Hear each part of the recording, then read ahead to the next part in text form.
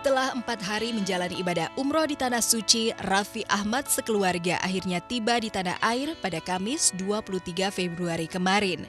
Raffi mengaku bahagia dengan perjalanan umroh keluarga kecilnya. Ungkapan bahagia juga dinyatakan Gigi. Apalagi penampilan istri Raffi itu semakin cantik saja di balik hijab kenaannya. Gigi memang belum memutuskan untuk terus berhijab meskipun penampilannya mendapat pujian dari banyak netizen. Selain itu, Raffi Gigi yang menikah 17 Oktober 2014 silam juga menyempatkan waktu untuk berpose kembali dengan fans mereka di bandara.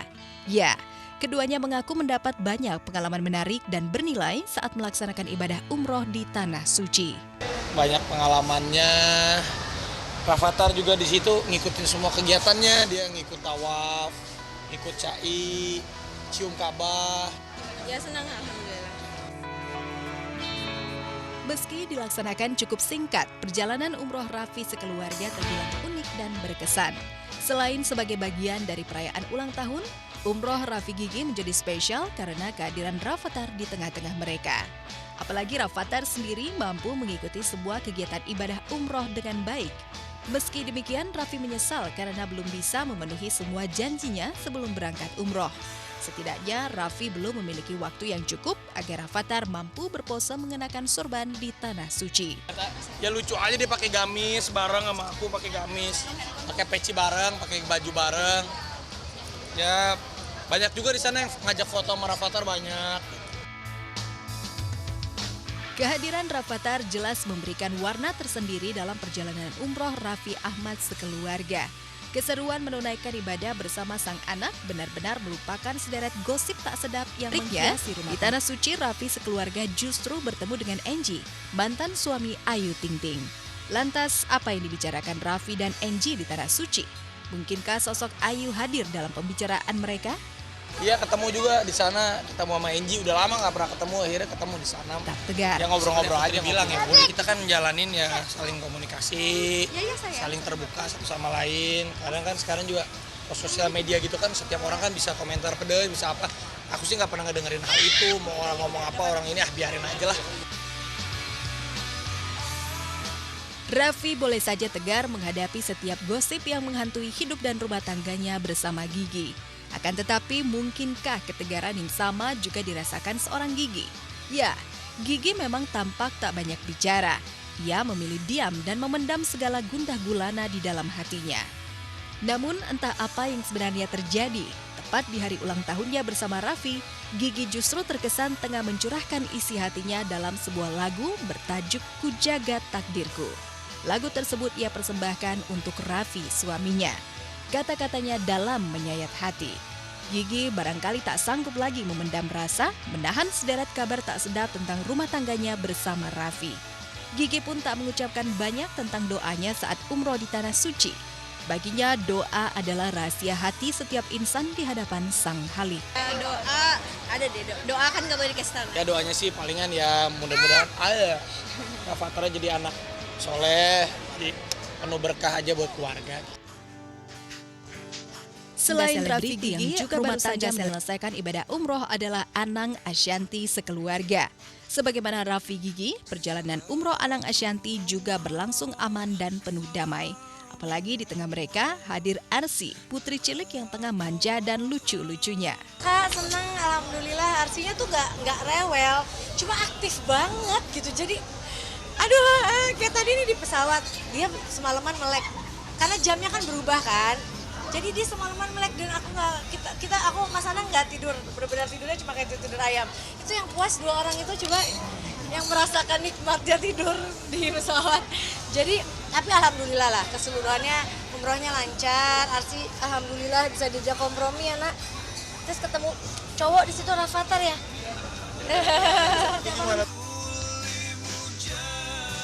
Kedekatan Rafathar dan Arsy menjadi kisah menarik di balik perjumpaan keluarga Raffi dengan Anang di Tanah Suci.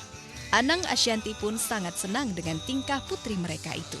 Apalagi di Tanah Suci, Arsy dikabarkan menjadi pusat perhatian warga setempat. Bahkan mereka tak percaya jika Arsy adalah putri cilik asal Indonesia. Ya, pengalaman pertama mengajak Arsy ke Tanah Suci sungguh membahagiakan Anang dan Ashanty. Lucunya Arsy tuh sama orang sana disangka anak Turki kali ya. Selain kelucuan Arsy, perjalanan umroh Anang Ashanty sekeluarga juga menyingkap keinginan Aurel Hermansyah untuk segera mendapat jodoh. Beberapa waktu lalu, Aurel sempat mengaku ingin menikah muda. Sejumlah pria tampan pun pernah singgah di hatinya.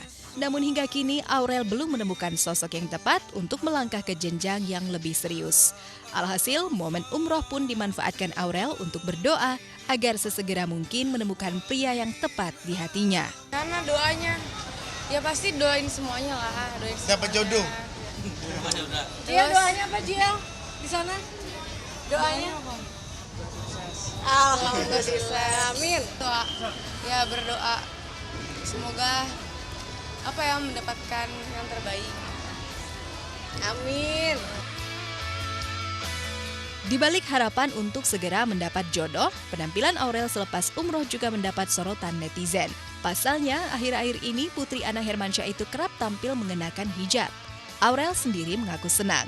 Pilihannya pun mendapat dukungan dari orang tuanya. Akankah penampilan Aurel segera berubah? Hanya waktu yang menjawab semuanya. Itu tidak bisa dipaksakan, nggak bisa memang kadang orang Mbak kayak aku masukin posting sama Aurel, udah dong itu udah semoga pulang istiqomah. Aku bilang aku gini, aku pengen gitu, kepingin, tapi aku takut suatu saat daripada aku copot terus akunya belum ngerasa ada kepingin, tapi kan nggak bisa kita pakai hijab hanya karena kepengen terus copot, aku nggak mau kayak gitu. Aku pengen saat aku pakai aku nggak akan pernah copot lagi, dan hijab yang paling penting tuh di hati dulu. Aku senang kalau di rumahnya dia sudah siap, ya boleh.